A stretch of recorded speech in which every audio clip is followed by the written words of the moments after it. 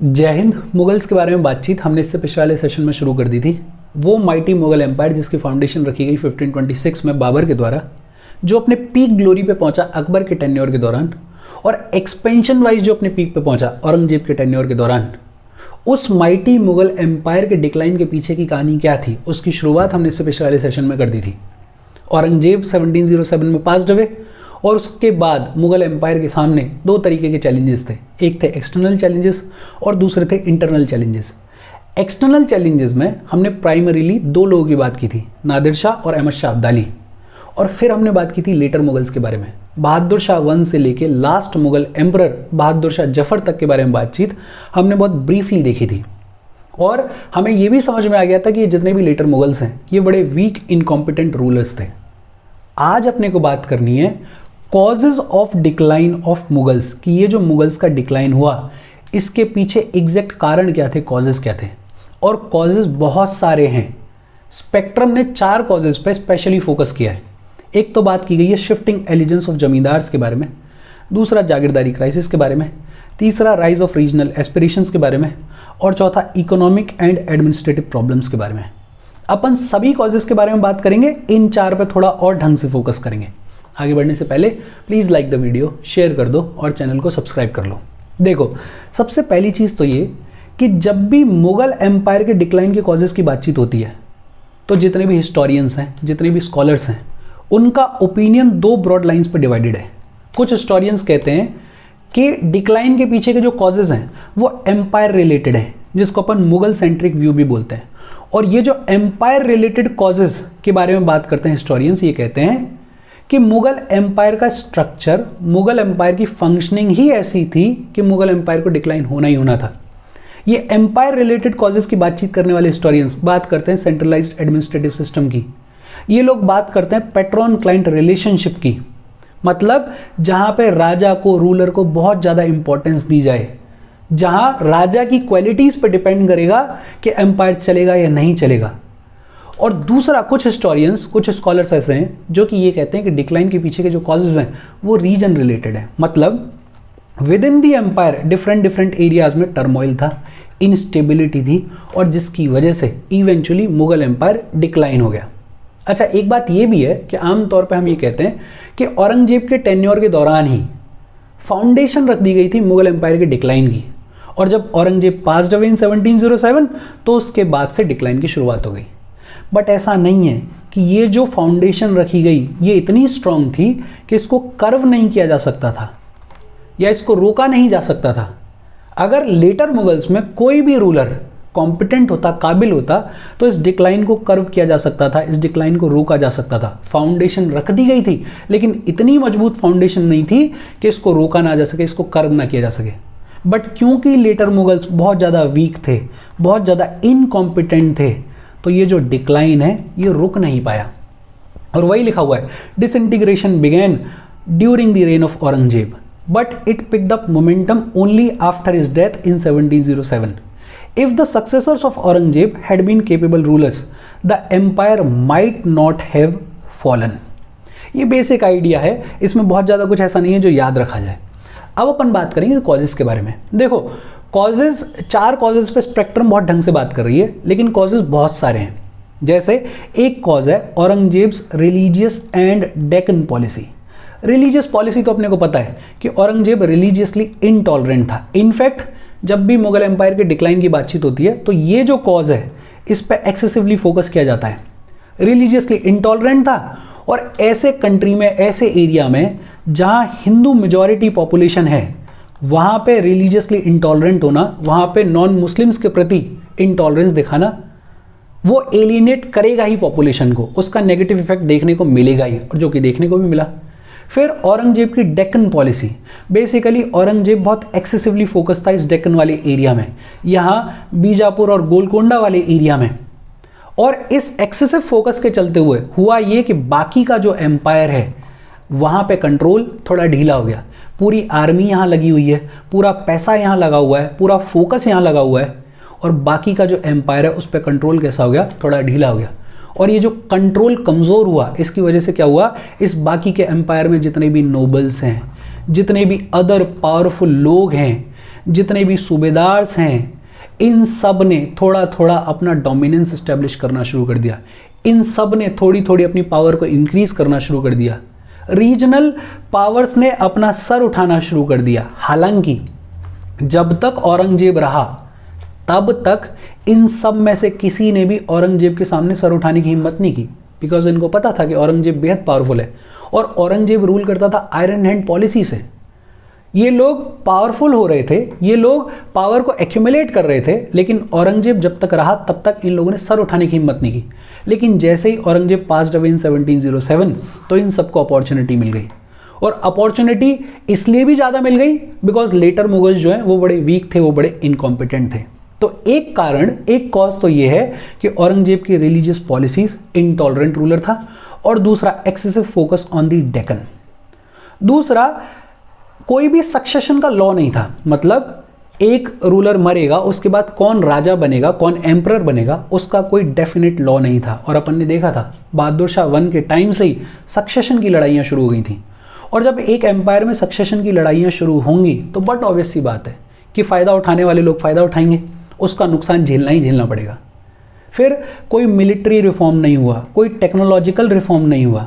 In fact हम देख रहे हैं कि ब्रिटिशर्स आ गए हैं और ब्रिटिशर्स टेक्नोलॉजिकली बड़ा स्ट्रांग है, मिलिट्रीली भी बड़ा स्ट्रांग है, नेवी है उनके पास में, लेकिन ऐसी कोई भी नेवी, ऐसी कोई भी टेक्नोलॉजी मुगल्स के पास में अभी तक नहीं है। जबकि इतने पावरफुल हैं, इतने पैसे वाले हैं, लेकिन उसके बावजूद मिलिट्री में, टेक्नोलॉजी में कोई रिफॉर्म नहीं है। फिर एम्पायर वॉज टू वास्ट, मतलब औरंगजेब के टाइम के दौरान सबसे ज़्यादा एक्सपेंशन था मुगल एम्पायर का, और इतना लंबा चौड़ा एम्पायर, उसको संभालना, उसको चलाना किसी भी वीक रूलर के बस की बात नहीं थी। और लेटर मुगल्स जितने भी थे वो बड़े वीक थे, बड़े इनकॉम्पिटेंट थे। इनफैक्ट ज़्यादातर तो ऐसे थे जिनके नाम पे कोई और एम्पायर को चला रहा था। इसके अलावा क्लैशेस विद इन दी नोबैलिटी में क्लैशेस होने लगे। अपन पढ़ेंगे एक ईरानी ग्रुप हुआ करता था, मतलब जो नोबैलिटी में मुगल एम्पायर में 3 ग्रुप्स थे। एक था ईरानी ग्रुप, एक था तुर्रानी ग्रुप, और एक था हिंदुस्तानी ग्रुप। ये जो तुर्रानी ग्रुप है इसको लीड कर रहा था निज़ाम उल मुल्क। अपन पढ़ेंगे, इसका नाम अपन ने पहले भी पढ़ा हुआ है। ये जो हिंदुस्तानी ग्रुप है इसको लीड कर रहे थे सैयद ब्रदर्स। और ये जो तीनों ग्रुप्स हैं, ये इनका एलिजेंस, इनकी वफादारी है तो मुगल्स के प्रति, मुगल एम्परर के प्रति, लेटर मुगल्स के प्रति भी रही, लेकिन आपस में इनमें क्लैशेस हैं। ये डोमिनेंस चाहते हैं, आपस में इनमें जेलसी है, आपस में इनमें कंपटीशन है। ये आपस में कोशिश कर रहे हैं कि मुगल एम्परर के ऊपर ज़्यादा से ज़्यादा कंट्रोल इनका रहे। और जब ये कंपटीशन रहेगा, ये जेलसी रहेगी, बट ऑब्वियस सी बात है कि इसका नुकसान इवेंचुअली एम्पायर को भुगतना पड़ेगा, जो कि भुगतना भी पड़ा। और जब वीक रूलर्स आए तो फिर रीजनल एस्पिरेशंस भी बढ़ने लगी। रीजनल एस्पिरेशंस जैसे जाट्स ने डोमिनेंस एस्टेब्लिश करना शुरू कर दिया, जैसे राजपूत्स ने डोमिनेंस एस्टेब्लिश करना शुरू कर दिया, जैसे मराठास तो उस टाइम का बड़ा पावरफुल फोर्स हुआ करते थे, जैसे सिख बंदा बहादुर के अंडर से शुरुआत हो गई, उन्होंने भी अपना डोमिनेंस एस्टेब्लिश करना शुरू कर दिया। इसके अलावा और बहुत सारे नोबल्स और बहुत सारे सूबेदार्स अपना डोमिनेंस एस्टेब्लिश करने की कोशिश कर रहे हैं। अपन आगे चलते हुए पढ़ेंगे। फिर जो थोड़ी बहुत कसर बची हुई थी उसको इम्पैक्ट कर दिया फॉरेन इन्वेजन्स ने। नादिर शाह आया, फिर नादिर शाह के बाद अहमद शाह अब्दाली आया, और नादिर शाह और अहमद शाह अब्दाली ने तो लिटरली ह्यूमिलिएट किया है, मोहम्मद शाह को तो कैप्चर ही कर लिया था। फिर फाइनली मराठास को भी हरा के गया Ahmad Shah Abdali third battle of Panipat में। तो ये जो फॉरेन इन्वेजन्स हैं, इन्होंने भी एम्पायर की पावर में डेंट किया, एम्पायर की आर्मी में डेंट किया। इकोनॉमिक क्राइसिस थे, इकोनॉमिक क्राइसिस होने ही थे, लड़ाइयाँ लड़ रहे हैं, वॉर्स लड़ रहे हैं, तगड़े तगड़े वॉर्स लड़े जा रहे हैं। डेक्कन पे खूब पैसा लगाया अपने औरंगजेब ने, फिर और वॉर्स लड़े जा रहे हैं इधर उधर के। इसके अलावा इनका जो लाइफस्टाइल था वो बड़ा लग्जूरियस था। इनफैक्ट शाहजहां ताजमहल बना के चला गया, कितना पैसा लगा होगा। इन जनरल मोहम्मद शाह को अपन बोलते हैं रंगीला, दारू वारू पीना, डांस वांस देखना, खूब पैसा खर्च कर रहा है, लग्जूरियस लाइफ है। पैसे की कमी, और पैसे की कमी में एक राजा लड़ाइयाँ लड़ रहा है अननेसेसरी, एक राजा कोर्ट में अपने में खूब पैसा खर्च कर रहा है, तो और डीपन अप होंगे। और फिर पैट्रॉन क्लाइंट रिलेशनशिप पे काम करता था ये पूरा एम्पायर। सेंट्रलाइज्ड एडमिनिस्ट्रेटिव सिस्टम था, और ये पैट्रॉन क्लाइंट रिलेशनशिप, पैट्रॉन का लिटरल मीनिंग होता है बॉस, बॉस क्लाइंट का रिलेशनशिप था। यहाँ पे बॉस का मतलब है किंग और क्लाइंट का मतलब है नोबल्स वगैरह, सूबेदार्स वगैरह। अब ये जो नोबल्स हैं, ये जो सूबेदार्स हैं, इनका रिलेशनशिप किंग के साथ में, एम्परर के साथ में, इनकी वफादारी किंग के साथ में, इनकी वफादारी एम्परर के साथ में। और ये जो वफादारी है ये डिपेंड करती है एम्परर की क्वालिटीज़ के ऊपर। अगर एम्परर बहुत काबिल है, इन नोबल्स को, इन सूबेदार्स को दिख रहा है कि अगर इस एम्परर के सामने सर उठाया तो ये गर्दन कलम कर देगा, ये डर के रहेंगे, ये वफादार रहेंगे। लेकिन जैसे ही कोई एम्परर ऐसा आएगा जो कि कमज़ोर है, वीक है, तो ये जो नोबल्स हैं, ये जो सूबेदार हैं, ये भी ऑटोमेटिकली इसके प्रति वफादार नहीं रहेंगे। ये भी ऑटोमेटिकली कोशिश करेंगे कि चलो अब बढ़िया टाइम है, इंडिपेंडेंट हो जाओ, चलो अब बढ़िया टाइम है, अब अपनी पावर दिखाओ। तो ये जो सिस्टम है, ये जो एम्पायर है, इसको बिल्ड ही ऐसे किया गया था कि अगर कोई पावरफुल एम्परर नहीं है तो बट ऑब्वियस सी बात है कि इसको चैलेंज किया जाएगा। ये कॉजेज हैं, एक औरंगजेब की रिलीजियस और डेक्कन पॉलिसीज, दूसरा कोई भी मिलिट्री और टेक्नोलॉजिकल रिफॉर्म्स नहीं है, तीसरा इतना लंबा चौड़ा एम्पायर है कि वीक रूलर्स इसको मैनेज नहीं कर सकते हैं, चौथा नोबेलिटी में क्लैशेस चल रहे हैं, जो कि रिस्पॉन्सिबल है एम्पायर को चलाने के लिए, वही आपस में लड़ रहे हैं, पांचवा रीजनल एस्पिरेशंस बढ़ती जा रही हैं, अगर कमज़ोर राजा होगा तो रीजनल एस्पिरेशंस तो बढ़ेंगी, छठवा फॉरेन इन्वेजन्स, और फॉरेन इन्वेजन्स ने तो लूटा है, ह्यूमिलिएट किया है, सातवां इकोनॉमिक क्राइसिस, वॉर लड़ रहे हैं, लग्जरियस लाइफस्टाइल है, आठवां सेंट्रलाइज्ड एडमिनिस्ट्रेटिव सिस्टम जिसमें पैट्रन क्लाइंट रिलेशनशिप बेहद इंपॉर्टेंट था, और आठवां सक्सेशन वॉर्स। ये कॉजेज हैं मुगल एम्पायर के डिक्लाइन के पीछे।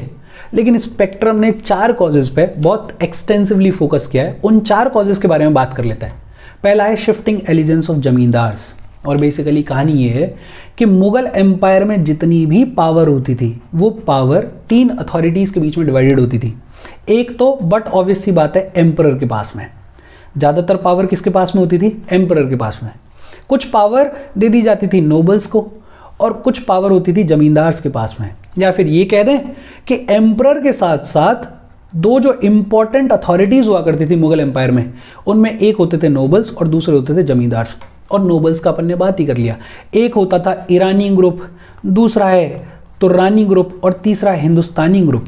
और ये तीनों ग्रुप्स आपस में compete कर रहे हैं, आपस में जेलसी है।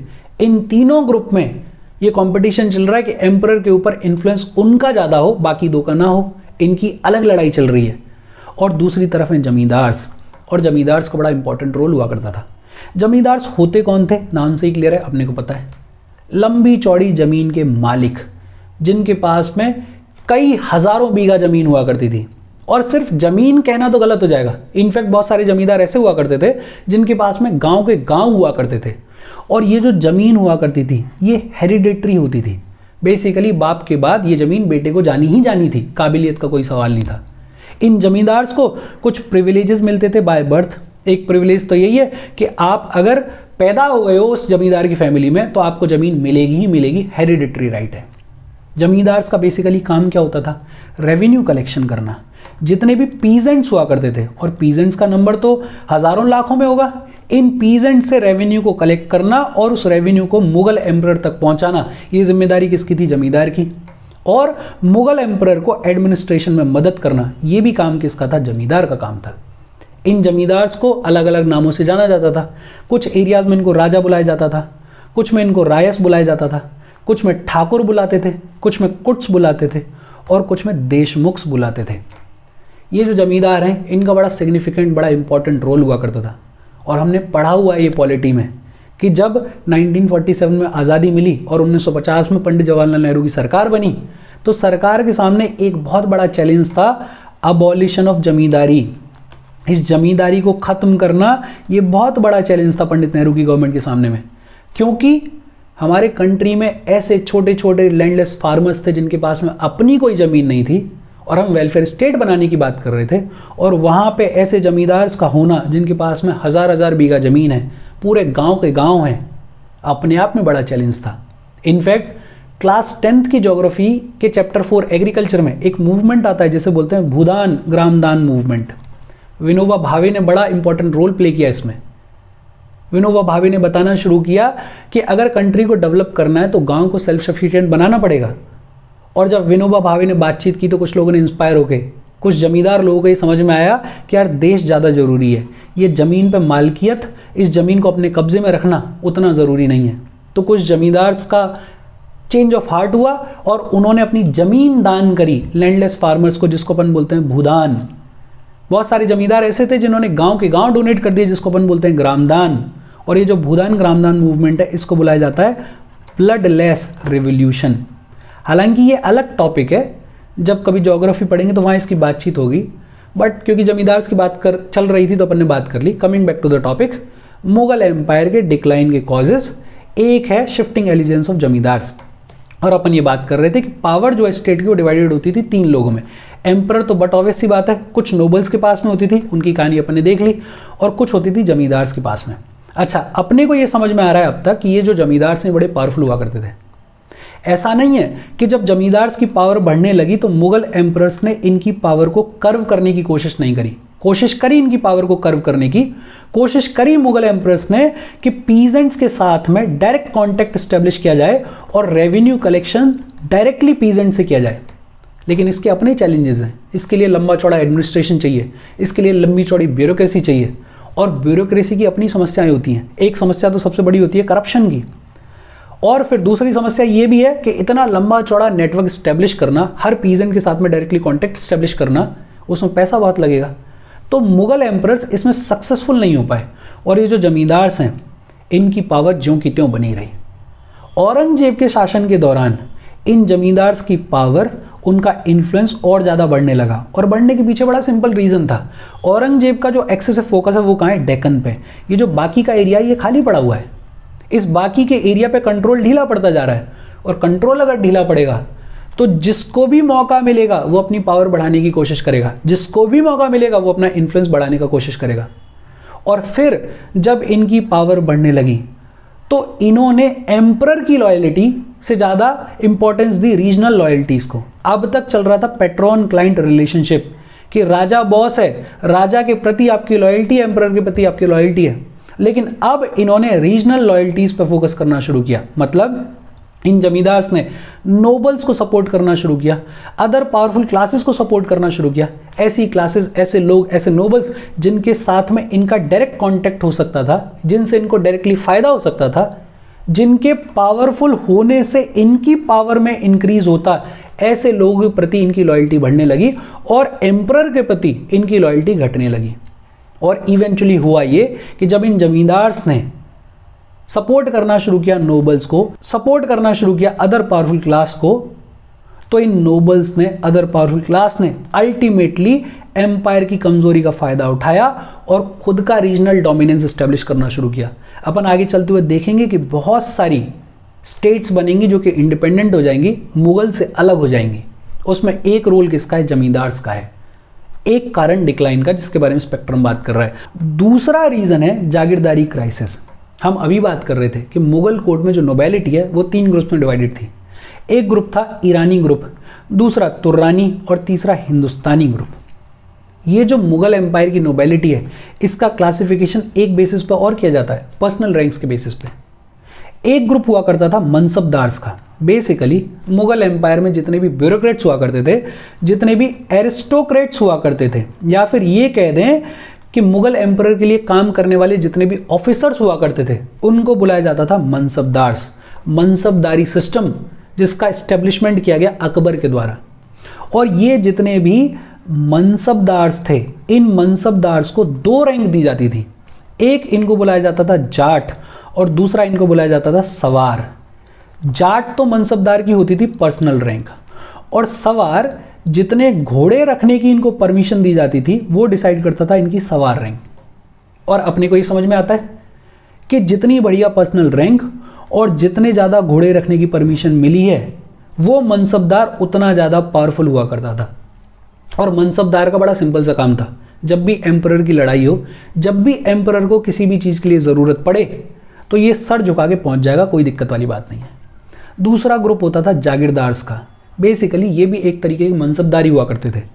कुछ मनसबदार्स ऐसे होते थे जिनको पेमेंट की जाती थी कैश में, और इसलिए इनको बुलाया जाता था नकदी मनसबदार्स। नगद सुना होगा आपने, वहाँ से नाम आया नकदी मनसबदार्स। और कुछ मनसबदार्स ऐसे होते थे जिनको पेमेंट की जाती थी लैंड के फॉर्म में या फिर जागीर के फॉर्म में, और इनको बुलाया जाता था जागीरदार्स। और तीसरा ग्रुप होता था सूबेदार्स का। जितनी भी मुगल प्रोविंसेस थी उन प्रोविंसेस को गवर्न करने का काम किसका था? सूबेदार्स का। और अपने को ये समझ में आ रहा होगा अब कि ये तीनों ग्रुप्स कितने इंपॉर्टेंट, कितने पावरफुल हुआ करते थे मुगल एम्पायर में। एक तो अगर कभी लड़ाई हुई तो मनसबदार्स की ज़रूरत है, जागीरदारी को संभालना है जागीरदार्स की ज़रूरत है, प्रोविंसेस को संभालना है सूबेदार्स की ज़रूरत है। और इसीलिए मुगल रूल को रूल ऑफ नोबेलिटी भी बुलाया जाता था, because the nobles played central role in the administration. अच्छा, हम बात ही कर रहे थे कि ये जो मुगल कोर्ट है ये 3 ग्रुप्स में डिवाइडेड था। एक था ईरानी ग्रुप, दूसरा तुर्रानी ग्रुप, तीसरा हिंदुस्तानी ग्रुप। और ये जो तीनों ग्रुप्स हैं मनसबदार्स के, जागीरदार्स के, सूबेदार्स के, ये कहीं बाहर से तो आएंगे नहीं, ये इन्हीं 3 ग्रुप्स में से किसी में बिलोंग करते होंगे। और हम बात कर ही रहे थे कि इनमें चल रही थी डोमिनेंस की लड़ाई, इनमें चल रही थी इन्फ्लुएंस की लड़ाई, इनमें चल रहा था कंपटीशन, इनमें चल रही थी जेलसी।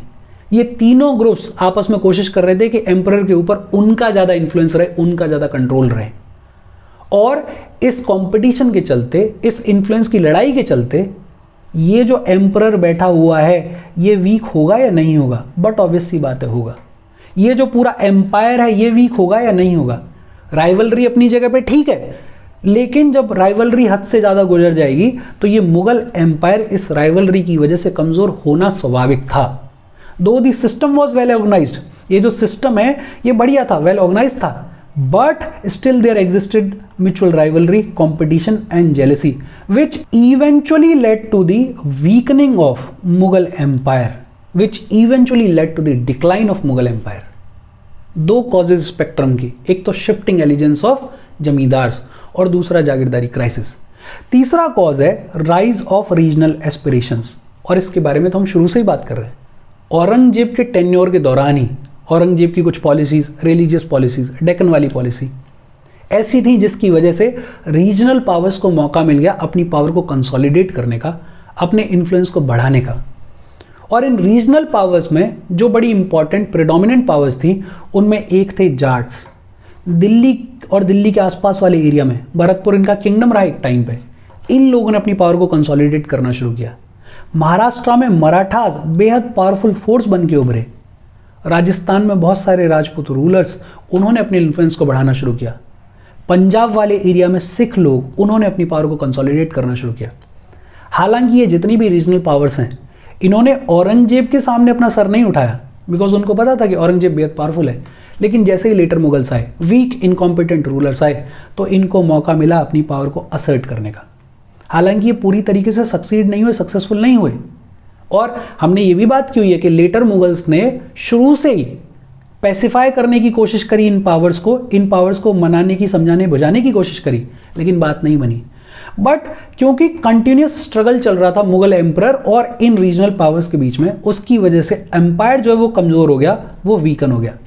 जैसे राजपूत्स, जिनके साथ में एक टाइम पे मुगल्स का बहुत कोर्डियल रिश्ता था अकबर के टाइम पे, और वो रिश्ता औरंगजेब के टाइम पे थोड़ा डिटोरिएट होना शुरू हुआ, और लेटर मुगल्स के टाइम पे तो ये हो गया कि राजपूत्स ने अपना डोमिनेंस एस्टेब्लिश करना शुरू कर दिया। लेटर मुगल्स ने हालांकि कोशिश करी इनको पैसिफाई करने की, इनको समझाने की, इनको बुझाने की, लेकिन दे फेल्ड। मराठास जो कि इनिशियली लिमिटेड थे महाराष्ट्र वाले एरिया तक, बड़ी जल्दी जैसे ही लेटर मुगल्स आए, इन्होंने बोला कि हम तो सरदेशमुखी लेंगे, हम तो चौथ लेंगे, राइट टू कलेक्ट टैक्स। ये चौथ हुआ करता था एक तरीके से प्रोटेक्शन टैक्स, कि भैया हमसे सुरक्षा चाहिए तुम्हें तो हमें टैक्स दो। और सरदेशमुखी हुआ करता था जो भी इनके किंगडम के बाहर के एरियाज थे उनसे एडिशनल टैक्स लिया करते थे, ये उसको बोलते थे सरदेशमुखी। और 1740 तक तो ये हालत हो गई कि ये जो मराठास हैं, इन्होंने गुजरात, इन्होंने मालवा वाले एरिया पे भी अपना कब्जा, अपना कंट्रोल इस्टेब्लिश कर लिया। और फिर ये मैप है 1759 का, जो कि मराठा एम्पायर है वो इतना लंबा चौड़ा है। 1761 में थर्ड बैटल ऑफ पानीपत में इनको हरा दिया गया अब्दाली के द्वारा। अदरवाइज तो ये कहा जा रहा था कि मराठास बेहद पावरफुल फोर्स हैं और पूरे कंट्री को ये कंट्रोल करेंगे। रीजनल एस्पिरेशंस, इस पावर स्ट्रगल के चलते भी मुगल एम्पायर का डिक्लाइन में कंट्रीब्यूशन मिला। और चौथा कॉज है इकोनॉमिक एंड एडमिनिस्ट्रेटिव प्रॉब्लम्स, और इनके बारे में अपन ने ऑलरेडी बात कर ही ली है। वॉर्स लड़े गए, जैसे डेक्कन वॉर्स लड़े औरंगजेब ने, और बहुत सारे लोकल वॉर्स लड़े गए, उनमें खूब सारा पैसा लगाया गया, खूब सारी आर्मी लगाई गई। Luxurious lifestyle of emperors and nobles, शुरू से ही शाहजहां के टाइम से ही ताजमहल में खर्चा हो रहा है, और फिर मोहम्मद शाह तक रंगीला आदमी है, दारू में, नाच में, उसमें पैसा खर्च कर रहा है। इकोनॉमी का ध्यान ही नहीं है।